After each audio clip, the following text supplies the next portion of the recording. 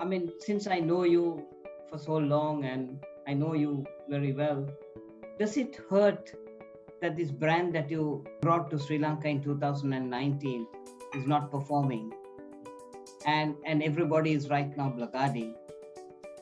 No, I'm sure you must be you must be hurt. Forget disappointment. I think you're hurt. I'm really hurt. I'm really hurt. I would say that very openly.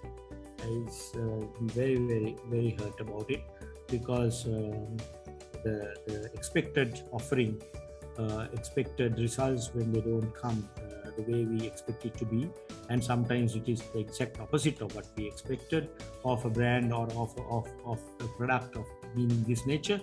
It is very hurtful, and the thing is, this is completely beyond. I mean, if you take a commercial entity, the controls are much easier. Here it's very difficult. So only thing is that we can be happy that our intentions were genuine. We as far as what we did, outcome, it's beyond our control. And if because you asked me this question whether I am upset, I am hurt. Yes, yes is the answer. But my biggest disappointment in this whole thing, and which upsets me the most, is that unlike any other communication involvement, here we have compromised a lot, and me personally also compromise a lot. What I value in my life is the social equity that we have built over a long period of time.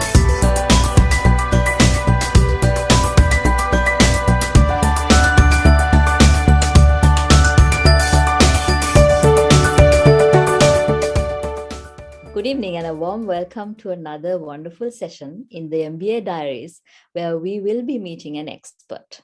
As Asia Pacific Institute of Information Technology, known as APIT Sri Lanka, we are honored to be hosting this session today with another veteran in the global corporate world, especially in a time where we hold many discussions about global challenges and overcoming them, and what's your overall picture in that.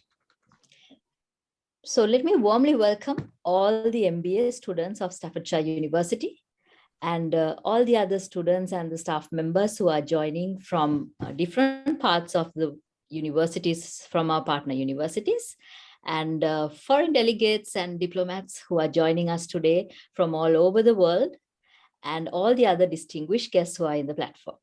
So to start with, let me now invite our chairman of APIT Sri Lanka, Mr. Bandhu Legodage, to share his expressions and wishes. Chairman, over to you. Thank you, Kaushali. Today is also another important day for all our MBA students, because we are getting a very eminent guest speaker here today with the great initiative of Dr. Rohan Tatukorala. I think on behalf of APIT Sri Lanka, the CEO Roshan Egudaki, and the staff and the board of directors, it's a great privilege and it's an honor to welcome you, Dilith, for today's event. I think in spite of your busy schedule, you have devoted your valuable time for the benefit of our MBA students, especially who are joining the prospective students as well. And many people are joining internationally. As Kaushali explained, ambassadors and many CEOs. I think, Dilith, you are about 70th CEO or the opinion leader probably joining today for the benefit of MBA students. APIT is basically known for the quality education. Our whole main is, whoever who is joining APIT will be ending up as a graduate, but we expect more than that. We need to build certain leadership principles, leadership qualities, and end of the day, we want to produce somebody who is required for the society. That is why we have initiated this sort of a program, especially bringing people like you, Dilith. It will certainly enhance the value of APIT MBA student. I think no need to give any introduction. I'm sure Rohanta will give you the brief introduction, but in my view, it is a great honor and the privilege for all our students who have a person like Dilith Jayaweera as an entrepreneur and the marketeer, media personality. More than that, in my assessment, who is in the ground with the ground reality, and is a very down to earth human being. So known to me for last 2 decades or closer to 3 decades.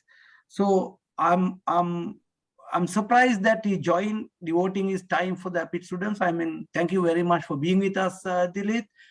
I'm sure yours and ours, the whole intention is now give back to the society.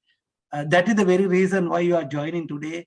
It is not the financial gain or it's not the business entrepreneurship. It is the thing that we are devoting time for our future generation. So that's why you are here, I guess.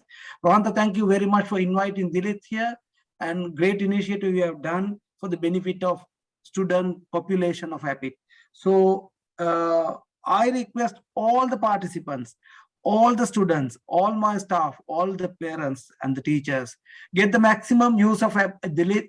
It's a rare opportunity. Get his experience, get his own views, and please make sure that you practice into day-to-day life with these great leaders.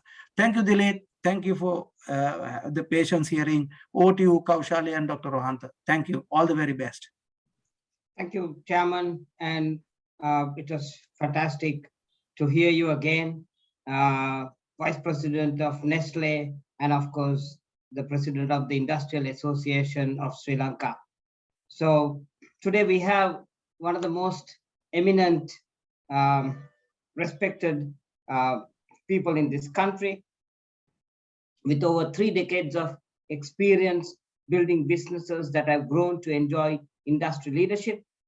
He's the group chairman of George Stewart and Company, Sri Lanka's oldest mercantile establishment, in which he took a controlling interest in 2011.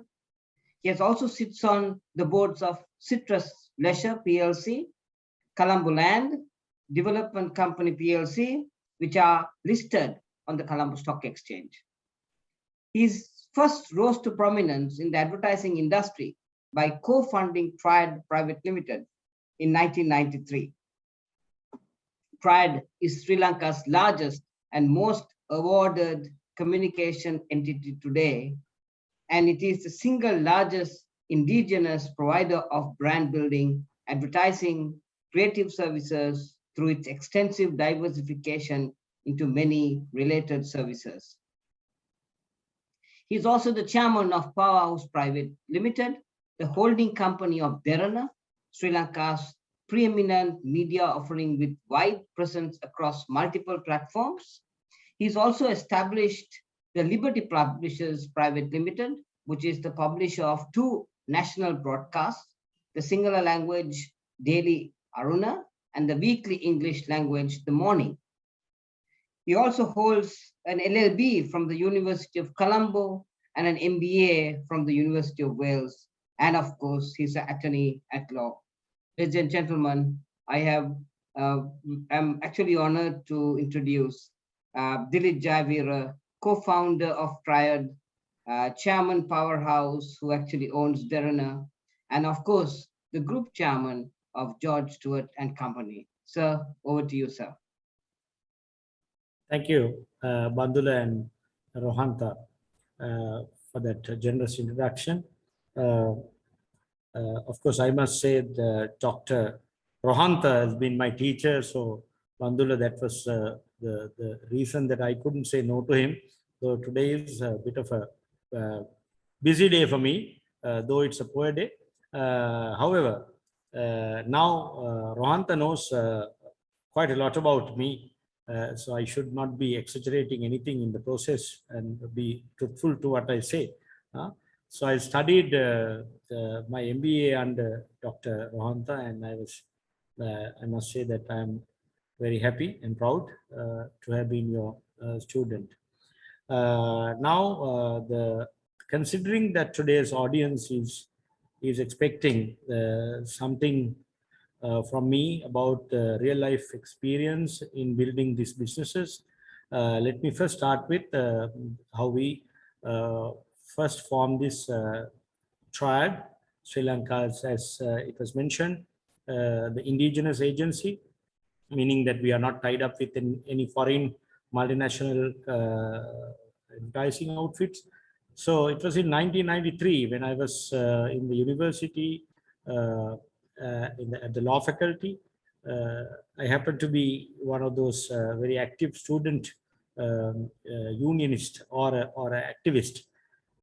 So my passion at that time was also communication, because I faced with a challenge in sort of communicating to my colleagues that we got to sort of make a change at the law faculty in terms of the student union control. So we in fact I formed a party on my own with some of my friends. So during the process, my job was to sort of make sure that I did some effective communication so that they joined our new party. So I had to work on quite a lot of strategies. Among them, I had to also develop a very effective communication strategy that involved, as you all know, at that time, the distribution of leaflets and maybe doing interesting posters. So I was good in doing posters. I could write some catchy lines. Then I could draw myself interesting posters, and I also could paste them during the night, so that in the morning when my friends come to the university or the faculty, they could see our campaign. So anyway, it was I would say, of course, had a lot of challenges, but we became we managed to somehow get our party to come to power. That gave me the opportunity to start the advertising, to get into the advertising business the way I feel it, because my colleague Varuni was also a student at that time. So we, with another friend of ours, Ishini, we formed Triad. That is why it's called Triad. Three people got together and formed this agency. And while thinking of forming this agency, the challenges at that time, in fact, the way I saw it, it was predominantly a multinational, Colombo-based, sort of, I would say, elite business venture. I mean, business sort of a fraternity. So we had to find our own niche in forming this agency. So when I studied the advertising industry, what I saw was most of the advertising, almost all the ad agencies sort of developed their creative strategies and translated these strategies into communication pieces using the English language as the predominant language. So most of the creative directors at that time, most of the executive creative directors and the planners, strategists were all English based. But I realized that almost 86% of the population speaks Sinhala, and they're comfortable, and the only language they knew, and part of it also the other part of would be comfortable with Tamil. So put together, it's almost 99% of the people, their native language was Sinhala. So in creating effective communication, the language was a very important aspect. So as a result, we formed this agency on the premise that we, in fact, use insights which are locally available in order to craft effective communications. So may it be a poster or a press advertisement, a television jingle, or a TV commercial. So we always look for local insights, so that there is a bond between the consumer and the brand. So it was a daunting, difficult task to convince clients that this small agency, a suitcase agency, so to say, because our total staff was only 3 people. But since we found this as a niche, and we managed to convince some of the small-time brands, clients, to say that we can develop this creative pieces or craft these pieces using this the core product, the offering of using this local insights, because it is my firm belief today to bond a consumer between the brand and I mean the consumer. It is important that we give a sort of a link, because we go uninvited as an ad agency, I mean an advertisement to your household. When you buy the newspaper, you don't buy the newspaper to read ads, or when you switch on the TV, you don't switch on the TV to watch ads. We go uninvited. We go in between a teledrama, your favorite teledrama, or when you're watching your cricket match, or maybe when you are listening to radio, you're coming there to listen to some music.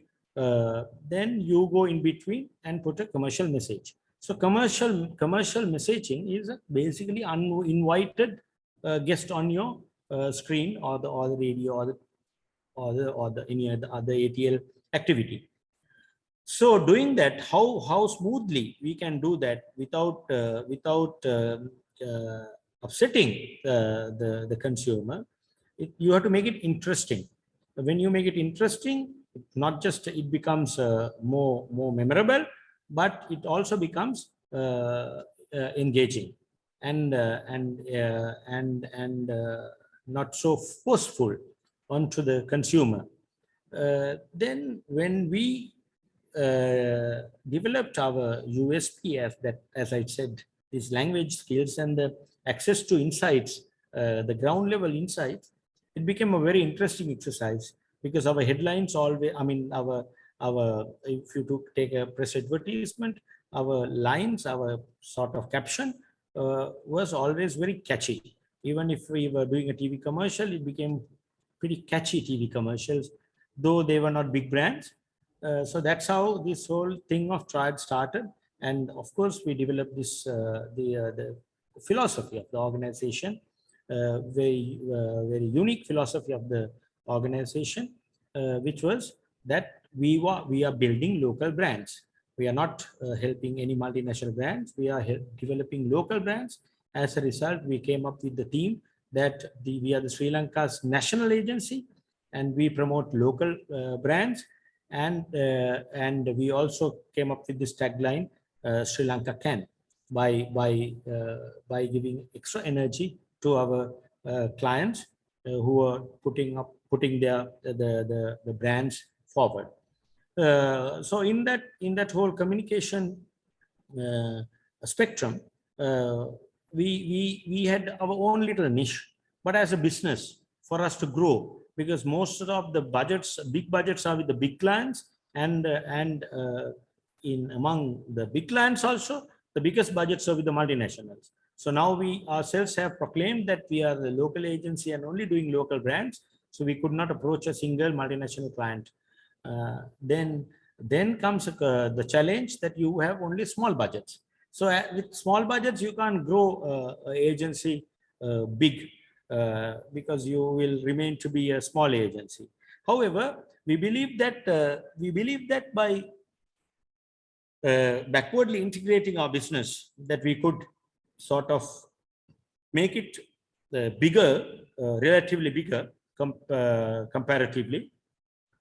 So we within the first 2 years of our launch of our Triad as an agency, we managed to slowly backwardly integrate, starting from then that time screen printing, then offset printing, then the color separations, which we call pre-press, then the rest of the production work, then into photography. Like that, we basically completely own the backward part of the support services, so to say, in the advertising business. So within few years, we became a force, because we had that financial capacity to give it a bit of a challenge to the big agencies who handled local brands. So we slowly grew, uh, to become that kind of a force. And since we had all these services under one roof, we could basically give our clients a very cost-effective solution as well. So that itself also became became an added advantage, while we were continuing on our path that we work on the strong local insights to communicate to our people. So that helped for us to get into where we were then. Then, of course, for many other reasons, we got opportunities like to do our own media buying. So we started our buying, the planning. Then we got into corporate report publishing. Then all those companies on their own also started growing very well, because we had a very liberal policy on those servicing companies, like the printing company, which now goes as Printage, the big offset printing company. So they could get more clients outside Triad, and they grew on their own. So this finally, this journey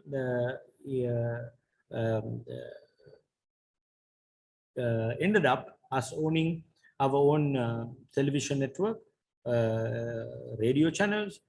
Then, of course, very recently, the newspaper offering. Among the products that we offered. Of course, on the other hand, we also have a very strong digital presence. We have a couple of digital companies, and then we own some subsidiary companies of doing the same ATL work. So we are pretty strong in this industry.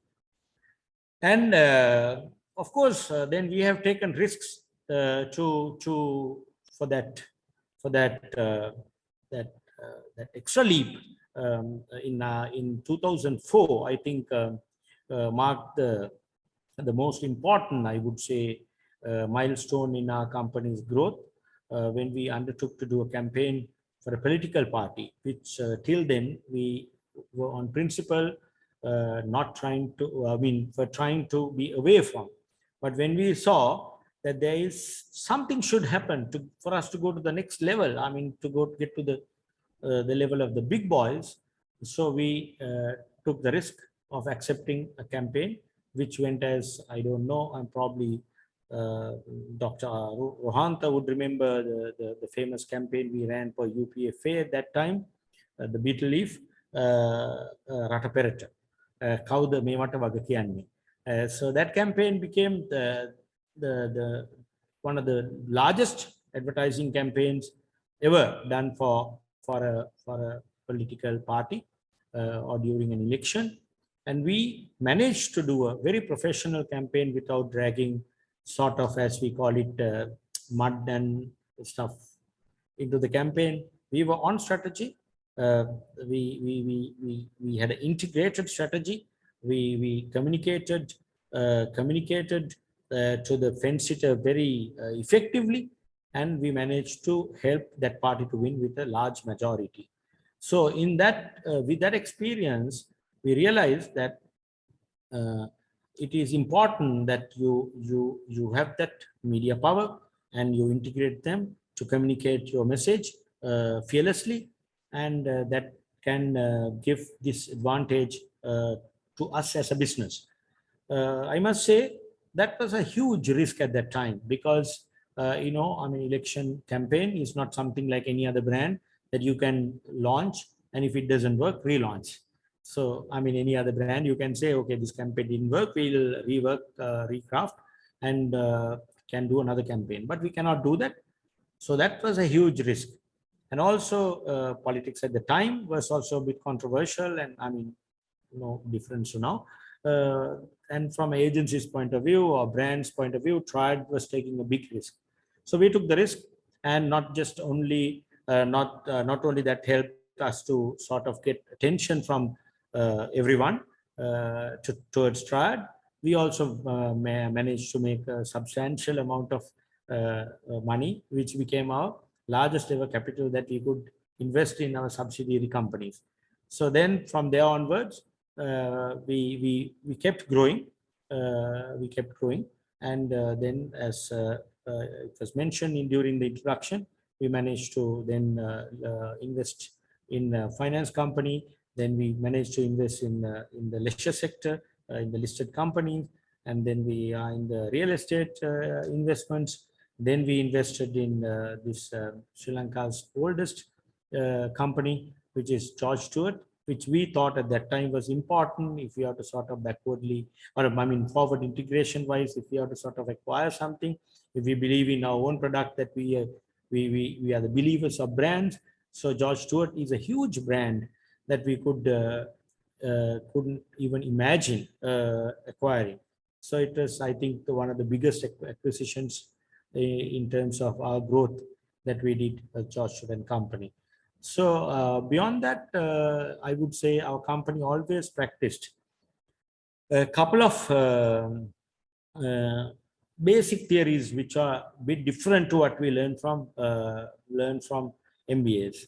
Example, if you look at our philosophy on finance, was basically is ultra cautious, well-disciplined approach in terms of managing our capital.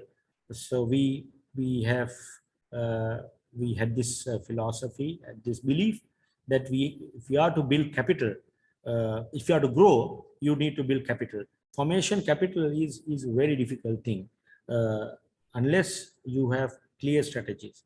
So what we adopted initially was to save each and every cent. Did not and probably do not declare dividends, and put all the money back to reserves, so that we can use the reserves for growth. Since we had that philosophy, we could manage to invest all our money into the subsidiary companies, and up until we started investing in the Colombo stock market in 2010, I believe, after winning the war. We were almost a debt-free operation. Almost all the companies were self-funded. We did not go to banks for borrowings. Then, of course, it's a different situation. So then the other way to form capital is to borrow. So borrowing started after that only. Now, I must say that we are reasonably geared as a company, as a group. But to date, we practice the philosophy of protecting the capital for growth. So that's one thing. Why it is different from the theories that we learn in textbooks is that we have been very, very careful in what we do. But at the same time, we were huge risk takers. The major deviation from the textbooks that you would read is that we never, I would say, did a feasibility study before getting into any business, starting from the first subsidiary itself. And it was not after a extensive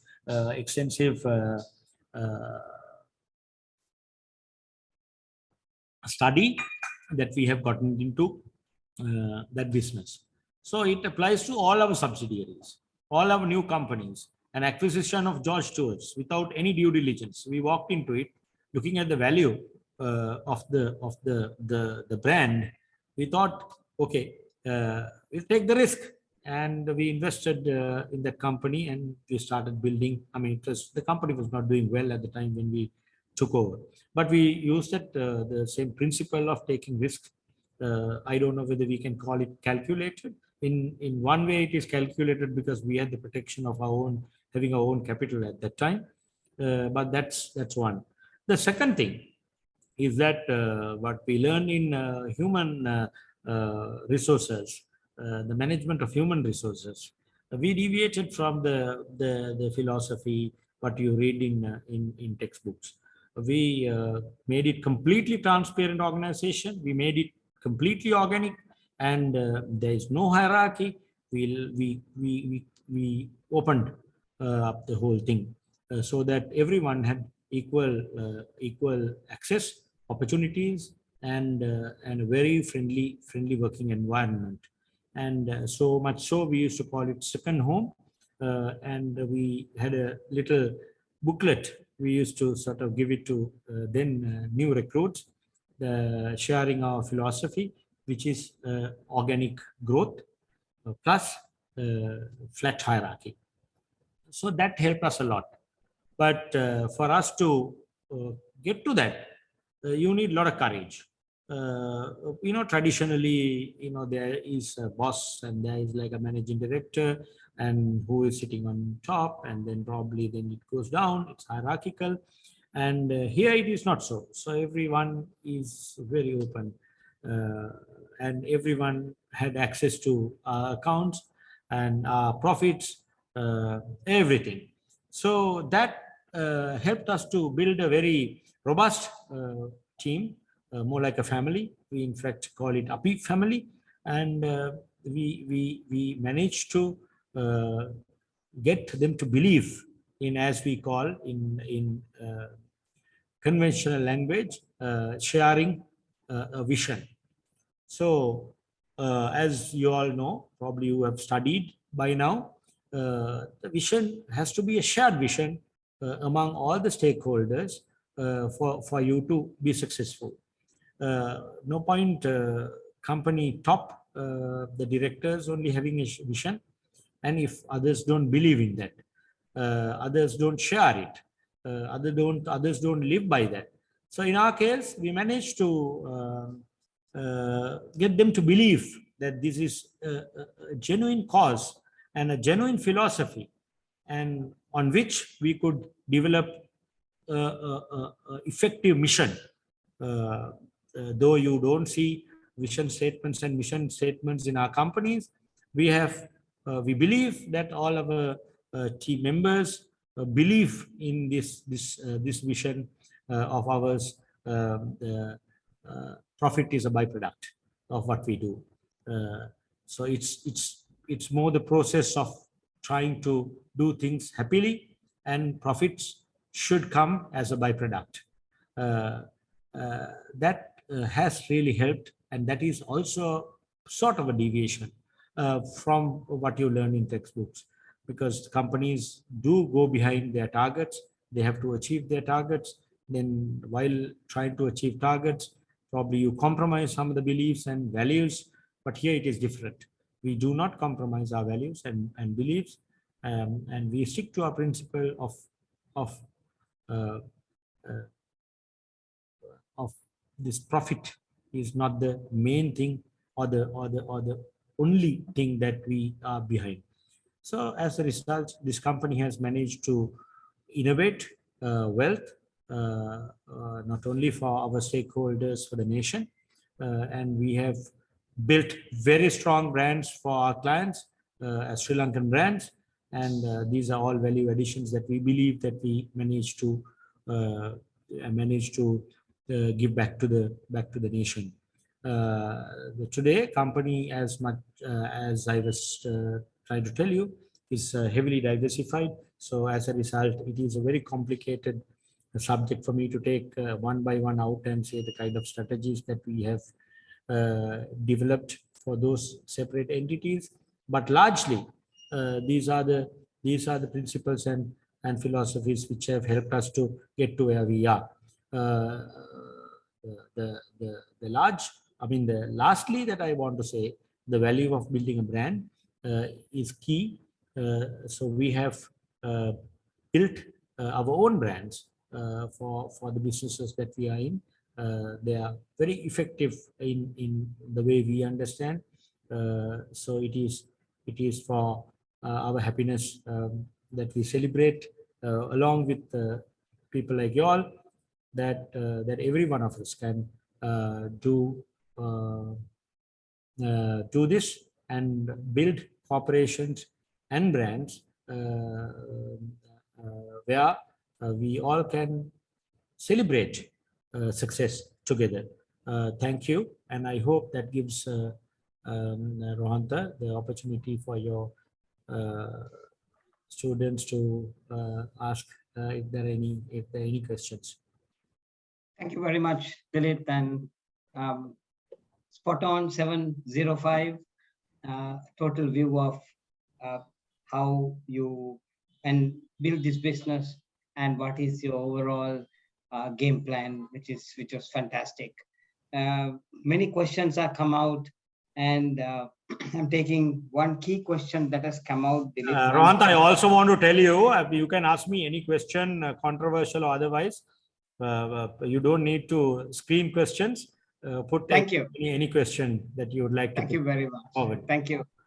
So one question that has come, Dilith, is they're saying that, what makes Triad work different is that you come out with cutting edge creative ideas. And so what is the strategy that you follow inside, where you all have won 27 international awards in the last 2021 year alone, which includes the campaign of the year and also South Asia's campaign of the year also. So what is the strategy inside you follow for you to continuously win these kinds of accolades? So people who are in the creative industry, they know the winning awards is a different game altogether.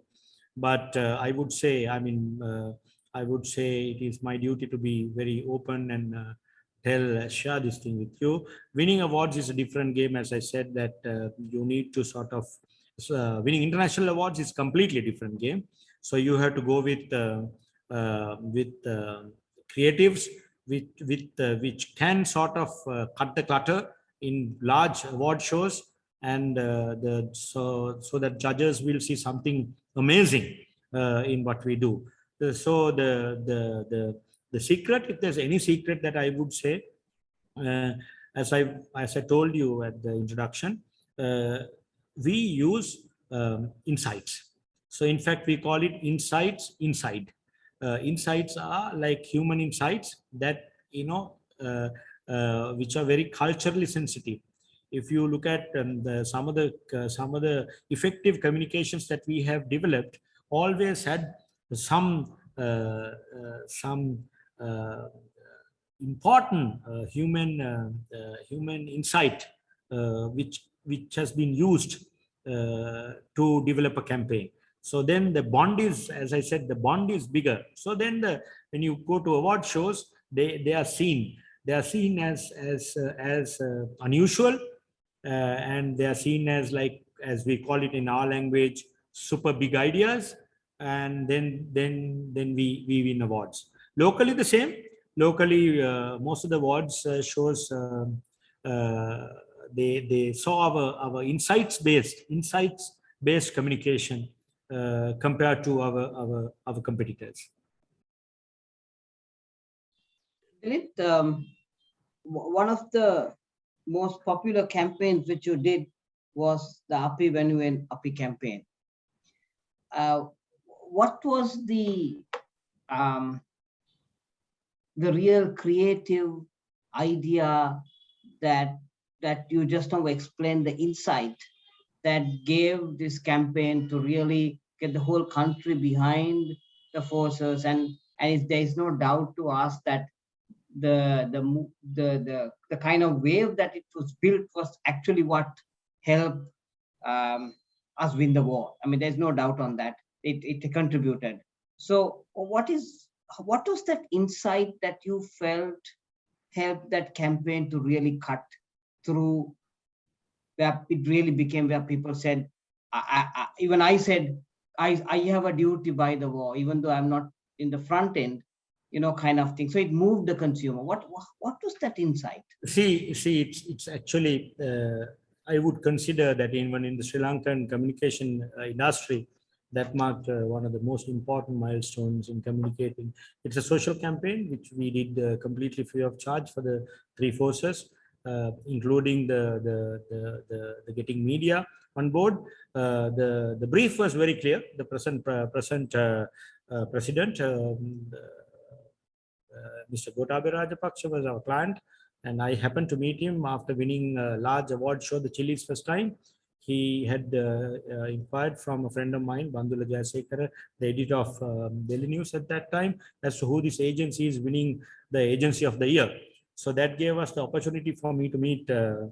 Gotabaya Rajapaksa. Then his brief was actually was very different. His brief was to say that the forces carry very ugly artworks, and in fact they were artworks to like very government looking. Abertu atha hamudave abertu Sri Lanka Yudha hamudave abertu atha, the kind of ad he showed me and said in the States and all that they do like very beautiful ads to recruit people.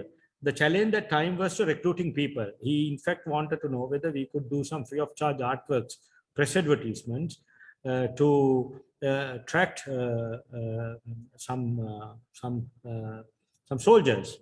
But when we studied, and from a layman, the brief coming from a layman, and when we studied the brief, we realized the requirement is to sort of not just put press advertisements, but to sort of, because he told me that the first challenge was to recruit more people, because it was his belief that more people means that there is opportunity for us to sort of go to the front. The second thing was the retention of the soldiers in all three forces. The decision was very high at that time, though there was no war at that time. The soldiers who after the first training or so, they come home and they don't go back, because wives would probably say don't go back. Mostly in certain areas like Kurunagala and Madirigiri, Polonaru areas, the harvesting season they come and they get involved with the paddy field, the harvesting and the stuff, and they don't come back. So then when I understood the brief in that way, I can remember I was thinking as to what insight that you could use in developing a much larger campaign than this press advertising campaign. So internally, when we discussed, there were lots of ideas and strategies. But what hit my head, Rohantha, and today I'm sharing it. I don't think I've shared this in public before. My brother at that time was also in the forces. He was in the Air Force. My parents were very worried, though he was a doctor. He was in the Air Force Medical Corps.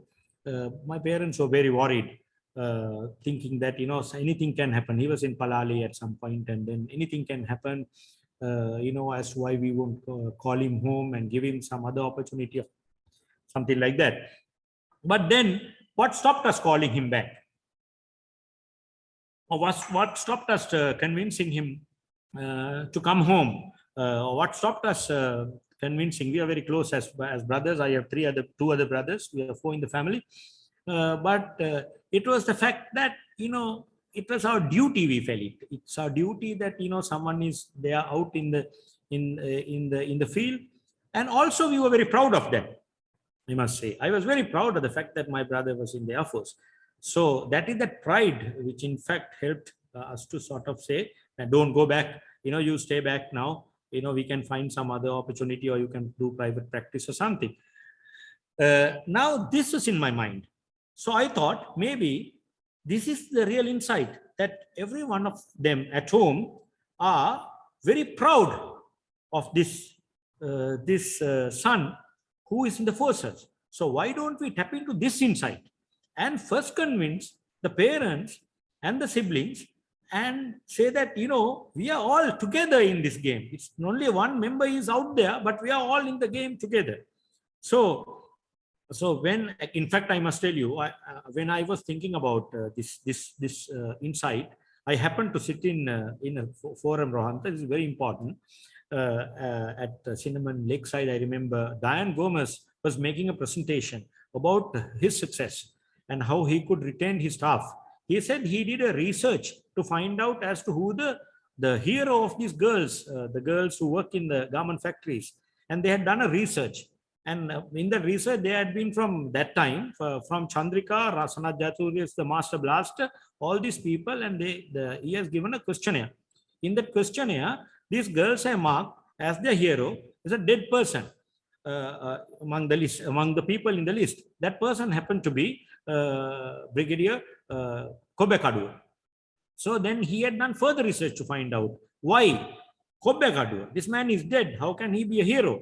Then this is the second insight which came to help me to help us to develop this campaign, was that the fact that in Sri Lanka, every family had somebody in the forces. Like me had my own brother, probably you would have had someone, or the members in our audience today also would have someone. It doesn't mean that that person is in your household, but somebody is somebody who is close to you, somebody who matters to you. So I put these two together, the insights together, came up with this thing. It is about Api, Venuven Api, and let's do it together. Is the theme. Muda Debaya Karana, the song written by one of our writers, Nayananand.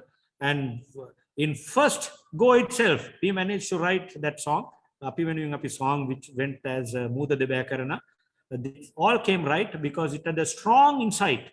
That is what whoever who is in this audience, if they're into communication, insight is the most important element in any effective communication. So if you ask me, in any communication that we have done, irrespective of whether it's brand or a social media campaign, social advertising campaign, we have always tried to come up with the insight. Thank you.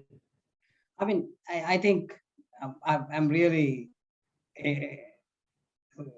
what shall I say, elated on what you're saying, Dilith, because you really, the strength of Triad is how you understand that deep reason as to why somebody needs to buy your brand and how you architect it. I yet remember in 2006, we were doing a campaign, and I remember how you came and presented saying, Mama is Sri Lanka.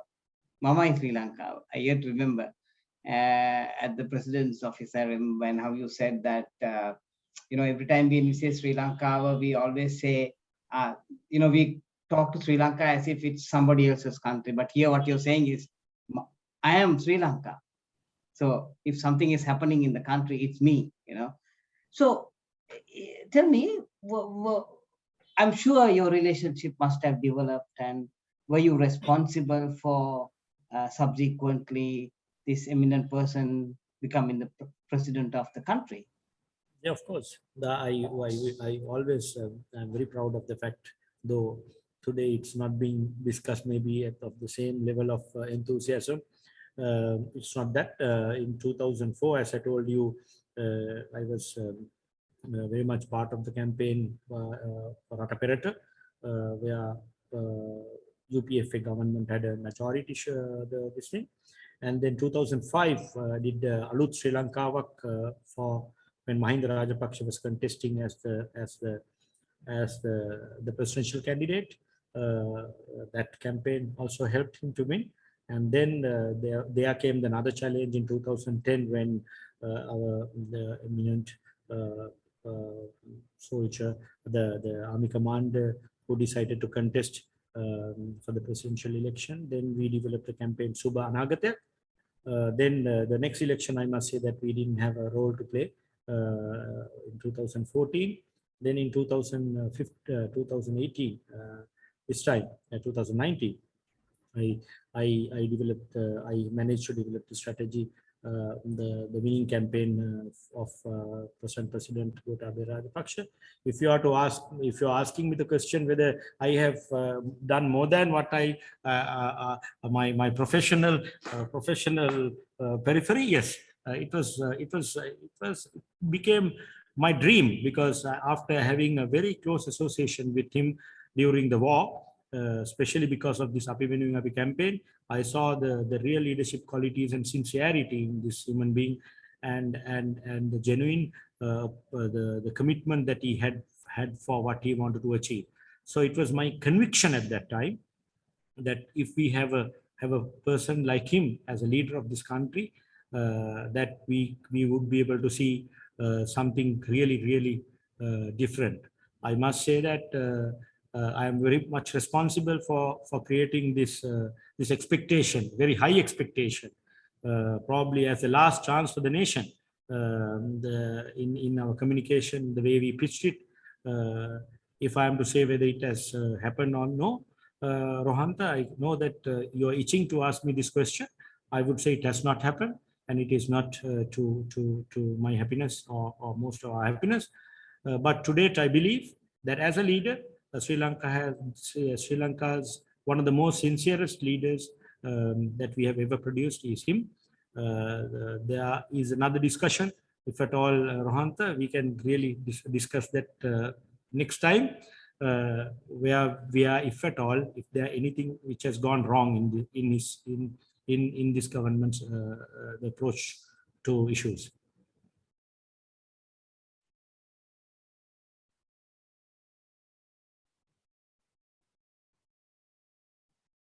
See, I mean, you are not just an ad agency. You are an ad agency where you say, I will only pick up Sri Lankan brands.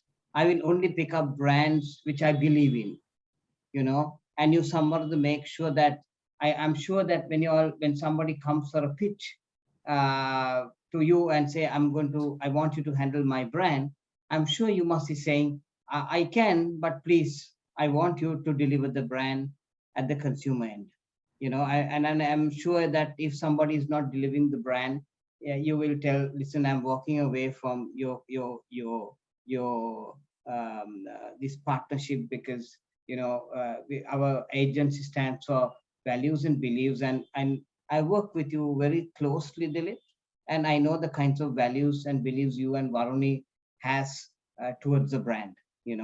So my question to you is that how do you deal with in Sri Lanka, where sometimes you develop a fantastic campaign for a FMCG product sometimes, and then the brand stakeholders then start taking the brand in a direction which you don't approve of.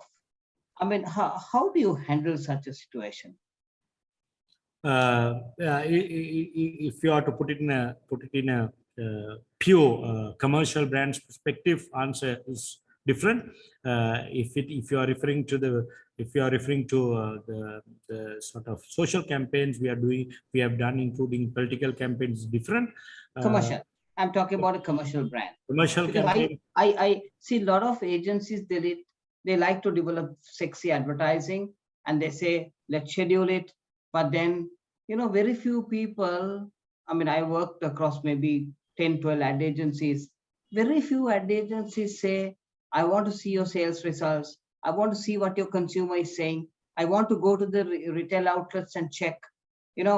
Like the reason why I'm asking this question is that, we have about 511 MBA graduates in our program from year 1 to year 4. So, I want them to understand that good ad agencies are agencies who say, I don't do it for money. I want to understand what your brand does. So how do you deal with, I mean, what is your approach? It's like this, as you very correctly said. We don't believe in ourselves as just an advertising agency. We are a solutions provider. We, in fact, from the brief to the final, let's say, sales outcome of a campaign is our responsibility as we see it. I mean, many examples that I can take. Example, when we had to sort of fight with giant analgesic brand painkiller Panadol, when we had to fight with that brand, with our brand called Parasitol, it was a massive challenge. I had gone from shop to shop by walking and asking as to why it was not moving initially. So then I sort of gathered lots of insights, and then we somehow managed the investors, the owners of that company, to sit with them, realign the production, realign the packaging, and we took responsibility. I think one of the most successful case studies of triad is to sort of go fight with a big giant brand like that, and with a simple proposition that I don't know whether you remember Ekanam Pottata Gevanni, the campaign. So that was a very successful campaign. So to answer your question, sometimes our brands don't perform to our expectation. Sometimes they move away from the agreed ethics of a brand and the ethical proposition of the brand. So we have sometimes moved away from such brands when we realize that we have no control. We have no control anymore. We have moved away from the brand. Otherwise, we have really got engaged, even if it is very, very difficult. Certain brands that we are still struggling with the brands for years to help the brands to grow. Even if it is, let's say, the internal issues or the capital, or they may be having other issues, but we become very much part of such brands and try to sort of help, and that gives us the happiness of achieving a teamwork product, as we call it. So, Dilith, I mean, since I know you for so long and I know you very well, does it hurt that this brand that you brought to Sri Lanka in 2019 is not performing, and everybody is right now blackguarding? And when I met you even 2 days back, I said, what is happening? I mean, are you hurt? Because there are things you can do and there are things you cannot do. I know that in your own heart, I know you have tried your best to, in your own way, to see what change you can do. Well, No, I'm sure you must be hurt. Forget disappointment. I think you're hurt. I'm really hurt. I'm really hurt.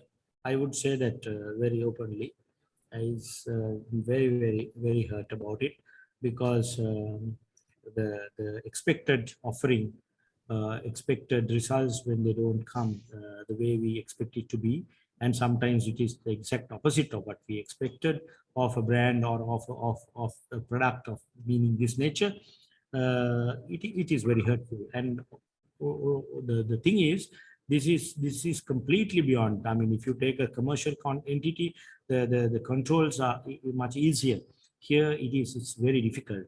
So only thing is that we can be happy that our intentions were genuine. As far as what we did, outcome, it's beyond our control. And because you asked me this question whether I am upset, I'm hurt. Yes, yes is the answer. But my biggest disappointment in this whole thing, and which upsets me the most, is that unlike any other communication involvement, here we have compromised a lot, and me personally also compromise a lot. What I value in my life is the social equity that we have built over a long period of time. Today, people sort of equate us to this Rajapaksa regime, the Rajapaksa this, Rajapaksa that, and they probably look at us. They are looking at us as the sort of maybe stooges, as we generally call it. We are not that. We like what we did with Api Wedding Api. We had the same belief. So I think it is up to the people, the stakeholders on that side to not disappoint and try to deliver the expectation of the people who would, let's say, in a conventional sense, we can call it consumers, though they are not, but their expectations are high. They are as disappointed. So we are together. We are a disappointed bunch of people, a large bunch of people. So what happens if a competitor brand comes to you and say, I want you to handle me. I will deliver you on your promise. What would your response be? It's a very, very painful experience. I would rather be away from anything in the future, away from of that sort of a proposition in the future, because it looks to us that as much as we have our dreams, it is when it comes to deliveries of it is not, when it is beyond your control totally, and you become helpless. And that feeling of helplessness is not a very positive thing. We are very positive people, so it's really not nice to be in a situation like that. So I mean, a competitor comes my way, I would say that I have learned a better lesson. Let's not go there.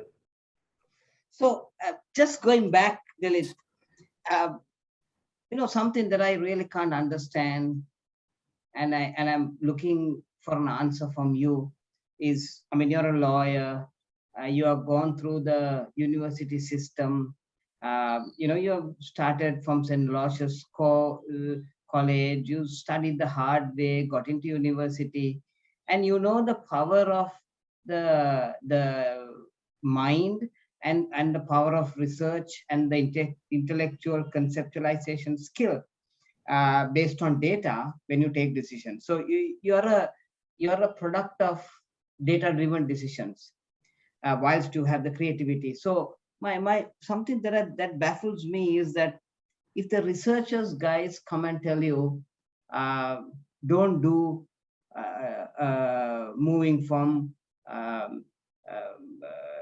chemical fertilizer, don't do that now. It's going to take 8 to 10 years.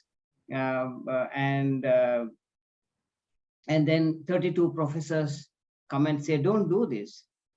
From Peradeniya University downwards saying, Sri Lanka can't do. My father, who is 85 years old, a tea planter, Dilith, whom you met the other day, he was telling me, for compost to be put to get a 38% nitrogen level on a tea estate, you need 13, 14 lorry loads of compost. Now, how can you comprehend a person who has won the war, who has a skill set of this nature, takes a decision like this? And today, we are got into a food scarcity issue. The tea planter, I'm just quoting facts and data, really nothing to do with any perceptions. The tea industry is going to have minimum 30 to 35% reduction on the crop next year. It's already started hitting from last November. I've been associated at the tea board for the last 10 years. We know that there's a challenge even in the paddy. And if you look at the numbers today as we speak, the government has spent 40 billion in terms of paying compensation for the farmers, as per the last report that came out. While if we were going to import chemical fertilizer, we would have spent only 36 billion. So the net is a collateral damage from one side, from the food scarcity point of view and the food security, and on another side, it's financially a huge calamity. I mean, how do you conceptualize this kind of decision making? Rohanta, since I look at things from a very totally different perspective, since your question is very comprehensive, I may need to say a couple of things. If you are trying to sort of say that president took a decision, irrational decision, but I think among some of the decisions are being discussed in public, this probably is the maybe the most important or very, very vital decision that he has taken to prove that he is sincere.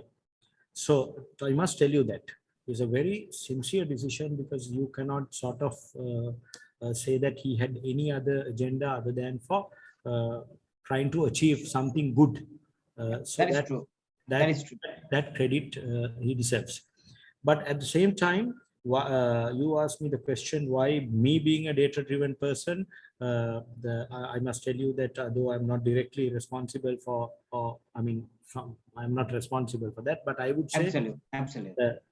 But say if let's say if it was me even to take the decision, because of the professors say, because of this figures say, I would still have taken this decision blindly, because that's I mean my nature, I would say. Because I mean, until Wright brothers decided to come up with the plane, people didn't think it was possible. So someone should do something completely different to arrive at a completely different solution. If you do the same thing time and time again and expect a different result, then it's called insanity, as they say. So it is some genuine intention, which in fact I would say due to the reasons which is beyond the sort of expectation or control. It got to this point the way I see it. But if you ask me about the food scarcity, food security, and these things, I would say still, I believe, were within manageable limits if it was managed properly. So it was, I would say, it is not the decision per se which was wrong. It was probably the timing and the plan, action plan, and the whole management approach, the strategies and the communication. All those things put together didn't come right to achieve that big objective. Because you know about it, Sri Lanka to build a brand as a country. So this could be one platform we could have used to get the attention of the whole world that this one small island on earth is going completely organic or completely bio. So that would have been a message. But at the same time, as you said, how do you achieve the expectation of the numbers? But for that, there should have been a plan which had a link to the final outcome of it. Then when you mention about the composting and the number of kilos that you would want, this is a very complicated and vast subject. I have been watching almost all these professors coming and talking about it. I'm really respecting them for their view. It is not just the food here. It is not about the quality food. It is not about just vasavisa nati ahara. It's about the total ecosystem. It's a country's ecosystem. I mean, country's ecological crisis that we were facing. The total environment. I mean, the why Sri Lanka? Why didn't other countries do it? Sri Lanka was best positioned for due to the geographical nature and our culture, the civilization, the people's the beliefs could have been used to convert this nation to a near 100% organic. I wouldn't say 100% nation, where we could have taken the pride, which could have used for our tourism, which we could have used for promoting our Ceylon tea brand, Ceylon cinnamon brand, or anything. We could have had a large, space and a big tagline, which no one else could have done it for ages. Because if you look at other nations, they are large. The countries, the rivers go across countries, and we have no control. And then the wind go across nations. So we didn't have that problem. So I don't, Rohanta, I don't think it is a wrong decision. I would say I wouldn't think it is a completely insane idea. I think it still had opportunity. Now, when you get briefed, sometimes, Rohanta, when clients come and tell, if not for ad agencies like us, any outsider would think these people must be mad to think like that. So only the mad people can take this world to the next level of being, we officially call it creative. I mean, it's in sort of insanity. We challenge the status quo. So you challenge, but without a plan, it looks like that we challenge and we couldn't implement it. As a result, now today the concept itself being challenged. Yeah. So I remember one day walking into Trad about 3 o'clock in the evening, and I speak to the reception, and they said, "Do you have an appointment to meet?" So I said, "No, he's my friend. I just want to walk in. Don't tell him that I'm coming." And I walk into your room and I see you drawing. No, it's like this, Ranta. You remember? Ron? I saw you drawing. Yeah, My question to you is, do you? I mean, it's a lesson for an MBA student. Is that you have to find time to do your hobby. yeah. It's And to me, it was actually a lesson to learn that however busy you are, you have to find time to do your self-actualization thing. My question is, do you yet do that? yeah, of course. See, it's like this. I have always You remember that day, no? Yeah, of You course, remember that day? I remember. What I'm trying to say is, Rohanta, in my business approach, I have always done the things which gives me happiness. The businesses that we are in, if it does not give me personal happiness and satisfaction to be in that business, I wouldn't be. So that is why I'm in mostly in this creative businesses and industries. And even if I am involved with, let's say, George Stuart Teas or George Stuart Health, or so I am only involved in the creative part of it. It's a common knowledge. I don't concentrate on the P&L of any big company of our group. And if you take the listed company Citrus, I don't know whether this is our shareholders will get worried. It is not to my happiness to look at the P&L and how much money we have made, but instead I would want to develop my collateral for Citrus, or to build a new club, Citrus Club or something, or do different creative things, because that gives me happiness. So that's my hobby today. If at all what I do is hobby. I enjoy what I do. I don't force myself to sort of get into a business because it has money. Creative teams, drawing, writing, editing TV commercials or whatever, because that gives us happiness. I think if there's any message that I want to share with your MBA students, make your profession a hobby, make your job a hobby, make your business a hobby. The fact that I try to draw, I think it is part of my business too, because I should be able to sketch. I should be able to come up with lyrics. I should be able to come up with the camera angles and stuff like that. So that's a thing. So what went through your mind on the 21st of March when the whole world closed, and you were told you can't go to Triad, you can't go to George Stewart's, you can't go to your car, okay? You can't go and shop. What went through your mind, being such a proactive, you know what I'm saying? Now, for example, when it happened to me, I was thinking, there's no point in all my qualifications, no point in all the global positions I've taken. And I came out with this campaign called Stop the Spread.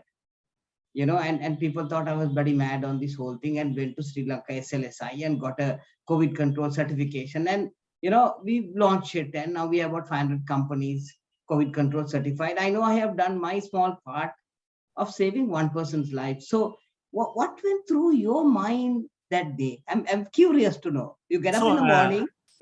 I must say, I had that very devious happiness. I suddenly saw this concept of cliche concept of globalization is bullshit. The world got flattened. Everyone were trying to control their own territories, and they are not sort of example. Let's say Middle East countries were not releasing our people to come to Sri Lanka. We were not allowing anybody else to come to Sri Lanka. We were only trying to bring from Wuhan, quickly go and bring our people and bring them here to protect, because there is no protection there. So suddenly you realize, this is not a global village. We have to come to our village, and we have to protect our people in the village. That is something that I always thought, though it was like, widely mentioned that we are all equal. It didn't become so. So some countries were not willing to feed our people. So we had to sort of go and rescue these people. As you can remember, I personally got involved and sent a flight with our own money to bring people, the first flight which came from the Middle East. So that only showed It is not so. The second thing, I mean, practical things like as to people got worried. All our 5,000, 6,000 people, our group got really worried. I could see them on WhatsApp messages, all that, we were one of the few companies, or the first company, to say that you don't worry about your jobs. We will continue to, you will have your job, you will have your salary coming on time, relax. The third thing what we did was actually, well, a little thing that we could do was to quickly symbolically offer our hotel, the Citrus, as a center for people who were coming from abroad, as a center. Actually, though it was sort of been discussed in social media, we offered it in good faith, as a free of charge offering. So these are the few things. But I must tell you, at a large concept, this thing, I was thinking, will not this give us equal opportunity, though the world is now become flat. Now everybody is facing the same problem, right? Same problem. It's not different from the States to from Maldives. So it's the same problem. So from a strategist point of view, or a strategic point of view, it also gave opportunity. So I don't know whether Sri Lanka managed to get the best out of that opportunity. It's a question mark. But let's say, as companies, we try to sort of see now what are the products that we have which we could place, or what are the brands that we could be promoted, used to make use of this opportunity to further our business. Being very frank, this thing. So that's where that's how I saw it, honestly. Dilith,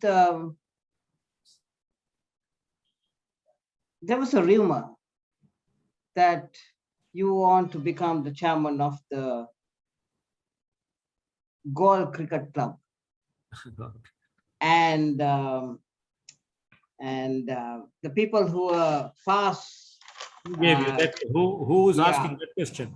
The past cricket captains. Cricket captains were Tilanga Sumatipala and Jayant Dharmadasas and Anna Punchevas. I'm just wondering, is there any truth that you wanted at one time, sometime back, like I think 4 or 5 years back, if I'm not mistaken? No, it was very recently. It was recently, about a month ago, that this came on social media, that I have this. You know me well enough. I wonder if at all, if I don't have anything, that is this conventional self-actualization dream. I would like to even be simpler and make sure that I'm really. It is a no, huh? It is a no. It's a no in this sense. I would put it this way. If you really want to know, I know that somebody would have asked this question. I don't know who that is. Looks like an interested person. There was a team of people who came from Galle Cricket Club to see me and asking for help to very recently, about a month ago, and whether I could help them. Yes, I said by all means, because it's my city, my village, my area, lots of memories, and I really want Galle to do well. That is why we have formed our club, Galle Club, largest probably club with 6 schools together. So I offered, yes, I said yes. Tell me anything, they wanted some money, some sponsorships, all that is. Then in the process, they asked whether there's any way that you could get involved in the sort of administration. I said by all means. It didn't mean that I have that tiny dream of becoming the president of the Galle Cricket Club. So 2016 you won the Sri Lankan. You are really misusing your opportunity, by the way. I don't think that your MBA students are interested in these questions. No, actually the purpose of today's interview was to understand the many facets of a business leader, and sometimes what happens is they take decisions based on something which is there on the media, but they don't know the other side of the leader, how that person has come up. I have seen you at 5:30 in the evening after a class. We've been chatting in the car park, in that famous old car of yours about 20 years back. But I'm very really proud of what you have done, and the talent that you've given the country, Dilip. Honestly, I do. My question is that, I mean, you won the Sri Lankan of the Year in 2016, and I don't know how do we look at Sri Lanka in the next 3 years, and what is our role as people studying for the masters in one of the top universities in the world, like Staffordshire. The kids are getting out saying, guys, I want to do something for the country. People who have gone out of the country, Dilip has already left the country. This crowd is here. They can't go anywhere. But then the question is that, they can pay only 50,000 rupees if they go out of the country for a week, and 75,000 on debit card. Things are looking very tough for a young businessman, 24 to 27 years old, wanting to go and see the world. I mean, what advice would you give this youngster?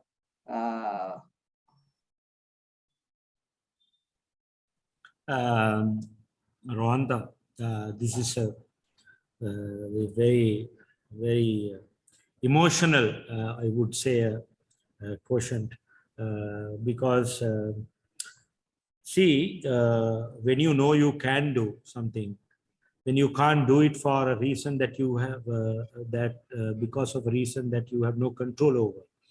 And Sri Lanka is being, I mean, I wouldn't even call it a third world country. For me, it's really a first world country in most of the aspects of the world. If you look at it, it's a beautiful country. It's not, you know that it is. I'm not saying because we have to say it's a beautiful country. It's a beautiful country with some beautiful people and with strong values. Though we have sort of don't see it the same way. If you look at it from a positive perspective, we are a very, very positive bunch of people. And we have gone through, from the time that I was born, from the strikes to revolutions or the insurgencies, to the wars, to tsunamis, to Easter attack, whatever you call it, we have still been a robust nation. I mean, we really have been a robust nation. I don't think one should really lose faith. This is, I must tell you, though I know that it is not so. It's a global pandemic. I don't think we are managing it well in terms of managing the macro aspects of it. That is why you're asking me this question.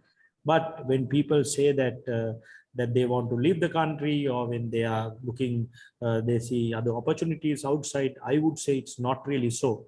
I think Sri Lanka still offers you so much opportunities. Sadly, it is not being able to. We are not being able to use it to the full potential because this corrupt political situation, which has been sort of lasting for long period, and where we no control over the system. But still, for all, I think as Sri Lankans, as a youthful Sri Lankans, if you are looking at your students, I must tell you that look for opportunities. There are plenty of opportunities. It's finally not try to achieve going and doing something in some country.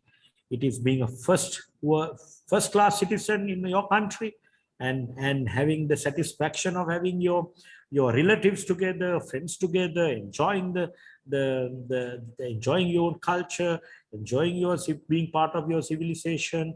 And if you want to think, okay, I can go to any country, I can do some job, it is like an option only. It's not the main thing.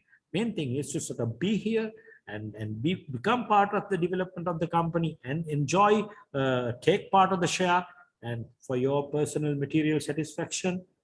And that's what we should do.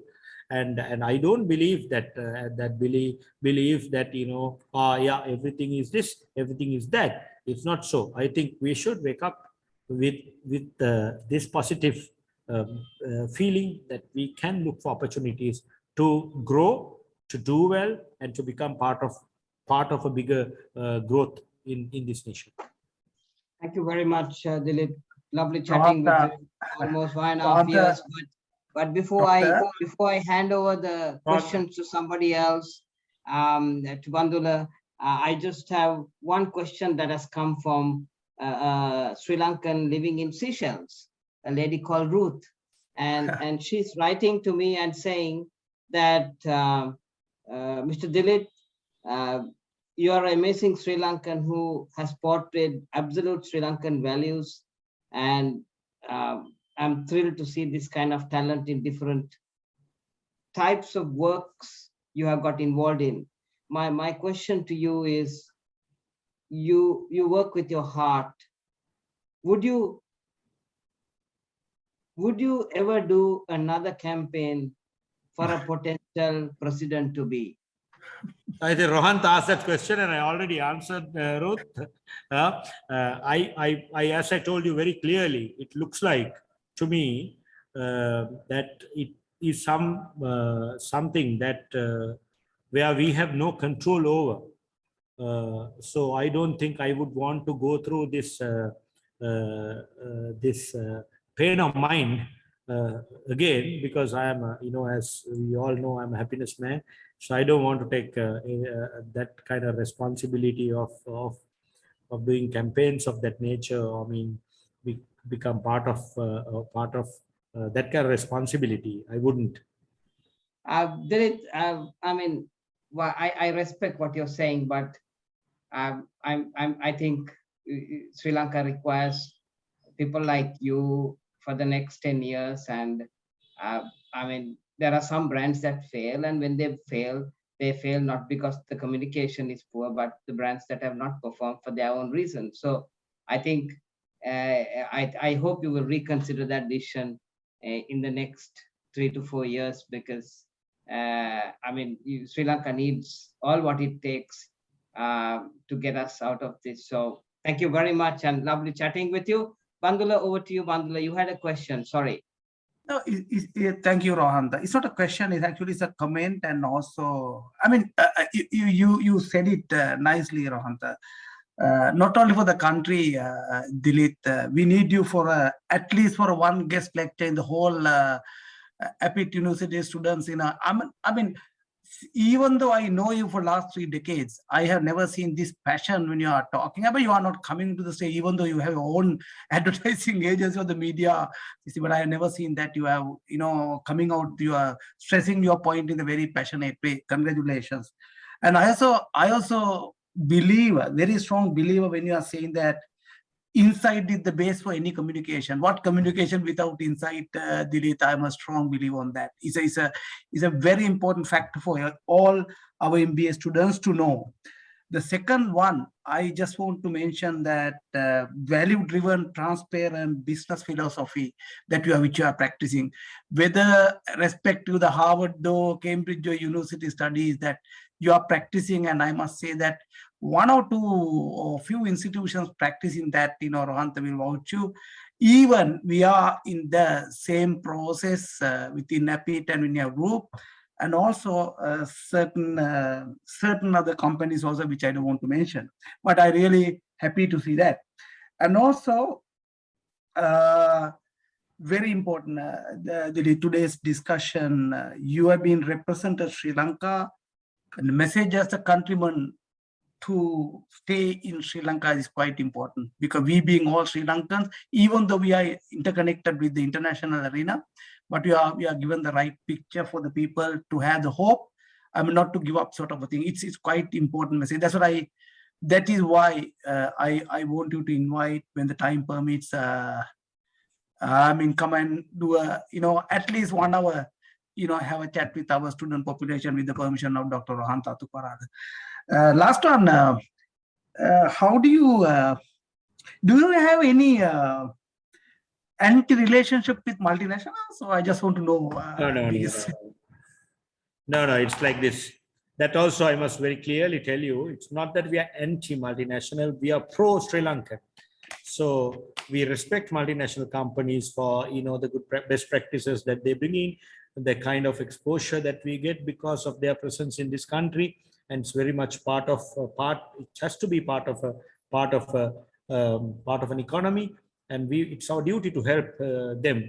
But when it comes to my communication challenge, and I took it upon as a challenge to sort of fight with multinational brands, and it is nothing against multinational brands.